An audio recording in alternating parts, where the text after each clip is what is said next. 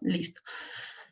Profesor, buenas noches. Compañeros, buenas noches. En esta ocasión vamos a presentar el examen final acerca del análisis del artículo 139, inciso 14 de la Constitución Política del Perú. Siguiente, por favor. Bien, en esta ocasión analizaremos sobre el artículo 139 que indica los principios de la administración de justicia. El principio, bueno, el inciso 14 nos habla acerca del principio de no ser privado del derecho de defensa en ningún estado, en ningún proceso. Toda persona será informada inmediatamente y por escrito las razones de su detención. Tiene derecho a comunicarse personalmente con un defensor de su elección y ser asesorado por desde que sea citado con cualquier autoridad. Siguiente, por favor. Bien, voy a explicar un poco acerca del contenido doctrinario del principio.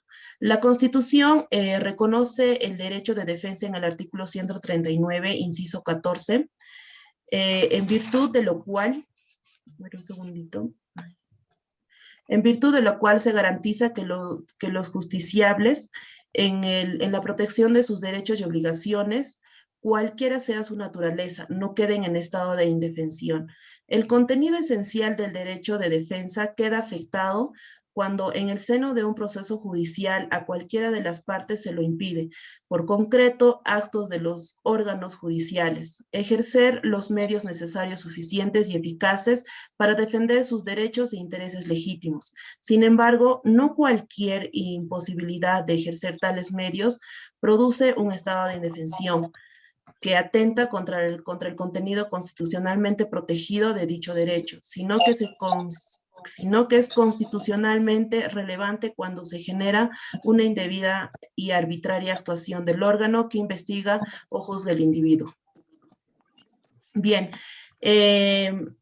acerca de la obligación de la autoridad pertinente, cuando el personaje es detenido, se deberá informar inmediatamente y por escrito las causas de su detención, que le permita conocer el motivo y las razones de la misma. El motivo de las razones por su detención debe indicarse de forma genérica, el título o sección del Código Penal o leyes especiales, precedidos de la palabra. Bueno, en este caso hay que usar, por ejemplo, palabras como que estás implicado en este delito o en este asalto y robo, implicados en el delito de tráfico ilícito, usando este tipo de terminaciones. Está prohibido, por ejemplo, hacer el uso de expresiones de orden superior, investigación que se practica o denuncia en su contra. Entonces, cuando la persona está siendo detenida, deberá saber sus derechos con las palabras adecuadas por las autoridades, usando términos que le puedan dar sus derechos y no vulnerar al detenido. Le doy pase a mi compañera Cecilia. Bueno, prosiguiendo con la exposición, la vulneración del principio. La vulneración del debido proceso en todo escenario y cualquiera de sus manifestaciones implica una grave falta contra la dignidad de la persona. En consecuencia, se configura una latente amenaza al proyecto de vida de la persona, que obstaculizará su libre desarrollo. Asimismo, podemos comprender que efectivamente el irrespeto del derecho al debido proceso está constituido por actos arbitrarios, absurdos y no razonables, los cuales desvirtúan la finalidad última de dicho proceso. Esta es ser el instrumento idóneo y útil para el hombre. Bueno, finalmente, la vulneración del proceso genera la falta de credibilidad de la sociedad civil en los órganos jurisdiccionales y ocasionalmente dicha pérdida de credibilidad podrá desembocar en que las particularidades resuelvan sus conflictos directamente aplicado a la fuerza, tratando de alcanzar la justicia que se les negó. Esto se da por un principio en que se dice que toda persona es inocente hasta que se demuestre en el interregno del proceso con pruebas que no lo es. la garantía de saber por qué se le procesa y la garantía de tener un abogado, ya sea de oficio o de elección, garantiza un proceso judicial limpio, transparente y eficaz. Y eso se lleva a un derecho garantizado.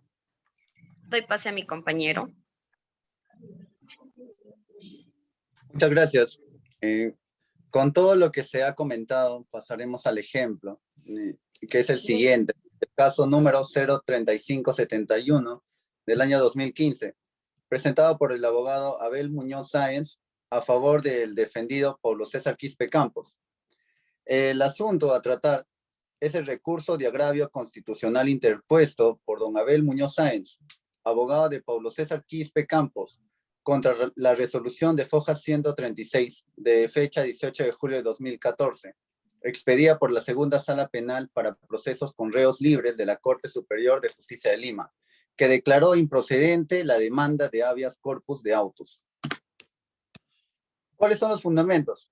La delimitación del petitorio 1. El objeto de la demanda es que se declare nula la sentencia de fecha 29 de mayo del 2012, que declaró no haber nulidad en la sentencia de fecha 20 de diciembre de 2011, que condenó al favorecido a 32 años de pena privativa de libertad por los delitos contra el patrimonio, hurto agravado y contra la libertad sexual, violación sexual de menor de edad en grado de tentativa, que en consecuencia se señale fecha y hora para el informe oral. Se alega también la vulneración de los derechos al debido proceso, a la defensa y a la libertad individual. ¿Cuáles fueron los argumentos del demandante?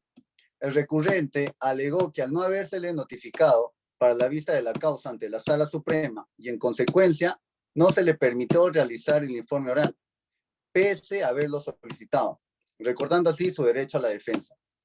Los argumentos de los demandados aducieron que no se le notificó al abogado defensor la fecha establecida para la vista de la causa porque se desconocía su domicilio procesal. Se comentó que los demandados manifestaron que correspondían al relator comunicar al colegiado la existencia de alguna irregularidad u omisión en la notificación. Todo esto se resolvió de la siguiente manera: declarar improcedente la demanda en lo que se refiere a la revaloración de medios probatorios.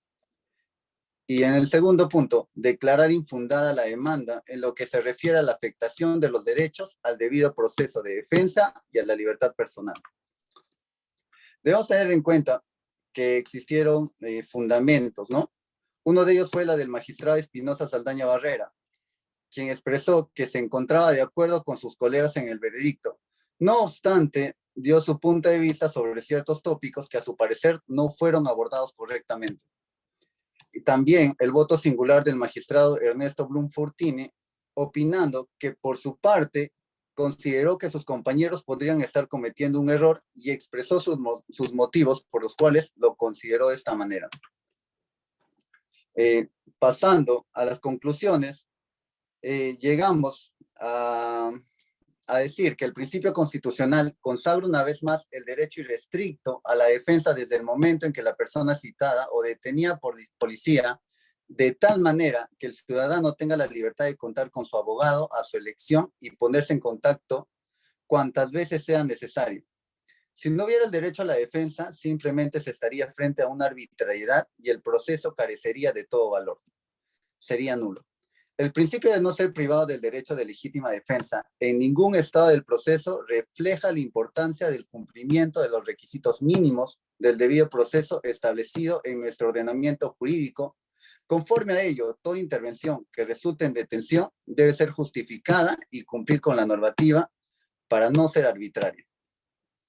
Desde el momento en que la persona es citada o detenida por la policía, este tiene toda la libertad de contar con un abogado de su elección y ponerse en contacto las veces que considere necesario. Si no hubiera el derecho a la defensa, simplemente se estaría frente a una arbitrariedad. Eso sería todo. Bien, chicos. Eso fue el análisis acerca del artículo 139, inciso 14, esperando que haya quedado todo claro. Agradezco su participación y deseándoles una bonita noche. Gracias.